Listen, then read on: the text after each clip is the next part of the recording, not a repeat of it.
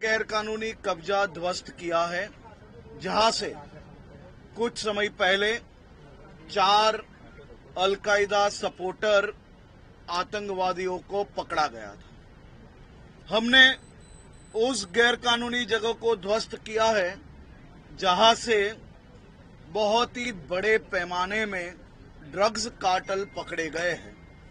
हमने उस गैरकानूनी जगह को ध्वस्त किया है जहां से छोटी छोटी मुस्लिम बेटियों को कहीं ना कहीं देह व्यापार का शिकार बनना पड़ा था। हमने उस गैरकानूनी जगह को ध्वस्त किया है जहां से बहुत ही बड़े पैमाने पे इलीगल बांग्लादेशियों को पकड़ा गया है। हमने ये तय किया है कि एक इलीगल बांग्लादेशियों को, चाहे रोहिंग्या हो, चाहे पाकिस्तानी हो, चाहे बांग्लादेशी हो, गुजरात के कोने कोने से पकड़ के उनको बांग्लादेश वापस भेजेंगे। સાહેબ, આપને નથી લાગતું કે સાહેબ આટલા વર્ષોથી આ લલ્લુ બિહારીનું જે સામ્રાજ્ય હતું એને કારણે ક્રાઇમ બ્રાન્ચ અને પીસીબીની જે देखिए, आप सब जानते हो 2010 में जब आदरणीय मोदी जी जब गुजरात के मुख्यमंत्री थे तभी भी एक बहुत ही बड़ा डिमोलिशन किया गया था, लेकिन कहीं ना कहीं उसके बाद अनेक जो न्यायिक प्रक्रिया है उसमें कोर्ट में जाने के कारण कई जगहों पे स्टे था और यही गुजरात सरकार द्वारा उसको लीगल बैटल को लड़के स्टे वैकेंट करके आज फिर से ये जगह को खाली कराया गया है। और कल कई कांग्रेसी एवं उनके सहयोगी ने कोर्ट में याचिका भी जारी की थी, लेकिन हाईकोर्ट ने न्याय का साथ दिया। हाईकोर्ट ने सभी मुद्दों पे चेक करने के बाद ये डिमोलिशन को चालू रखने की कल परमिशन दी थी। आभार। अहमदाबाद के चंडोला तालाब एरिया में एक सियासत नगर एरिया है, वहाँ पे एक बंगाली वास जो एरिया कहते हैं, वहाँ काफ़ी इलीगल बांग्लादेशी यहाँ के रहते हैं। पहले भी उनके विरुद्ध कार्रवाई होती रही है, पहले भी डिमोलिशन हुए हैं और अभी एक मैसिव कॉम्बिंग ऑपरेशन 3 दिन पहले पुलिस ने किया था।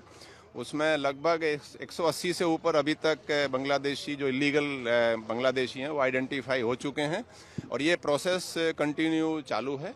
उसके अलावा आज ये इलीगल जो यहाँ बांधकाम किया हुआ है जो चंडोला तालाब में, उसका डिमोलिशन की कार्रवाई municipal corporation, Ahmedabad municipal corporation की तरफ से यहाँ हो रही है और पुलिस ने एडिक्वेट बंदोबस्त यहाँ रखा है।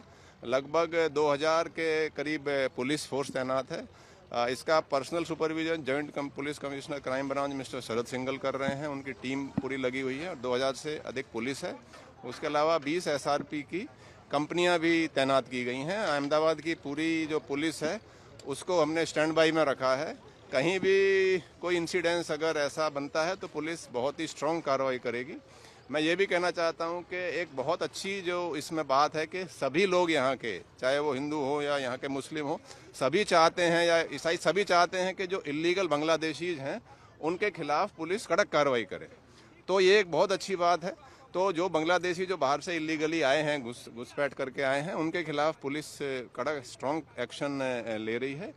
और एक हमने एक FIR भी दाखिल की है जिसमें एक लल्लू बिहारी के एक शख्स और उसके कुछ सागरित हैं जो कि यहाँ पे फोर्ज रेंट एग्रीमेंट वगैरह बनाना, उनको कैसे आधार मिले, वो सब कार्रवाई वो करता था। उसने बड़ा एक यहाँ पे फार्म हाउस टाइप बनाया हुआ था, उस 200 से ज़्यादा ऑटो रिक्शा वो भाड़े ऊपर देता था और उसका भी वो जो रेजिडेंस वगैरह जो उसने बनाया था इलीगली वो भी डिमोलिश कर दिया और बाकी भी डिमोलिशन की कार्रवाई अभी चल रही है। काफ़ी एजेंसियाँ उसको इंटरोगेट करती हैं, इंटेलिजेंस एजेंसी, वो कैसे आया, कहाँ से आया, सब इन प्रोसेस करके फिर हम स्टेट गवर्नमेंट के थ्रू सेंट्रल गवर्नमेंट में ये प्रपोजल जाता है, फिर वहाँ से इंस्ट्रक्शंस आती हैं, डिपोर्टेशन की कार्रवाई उस हिसाब से होती है। सर, ये जो अधिकतर लोग पकड़े गए हैं इनके अधिकांश बताया जा रहा है कार्ड बांग्लादेश पश्चिम बंगाल से बनाए गए। लल्लू बिहारी का बड़ा इंटरेस्टिंग एक जो नज़र आ रहा है कि वो इतना वेल ऑर्गेनाइज उसका गैंग था कि किसी भी इलीगल बांग्लादेशी को अगर कोई आधार वगैरह बनवाना है तो वो रेंट एग्रीमेंट बनवाता था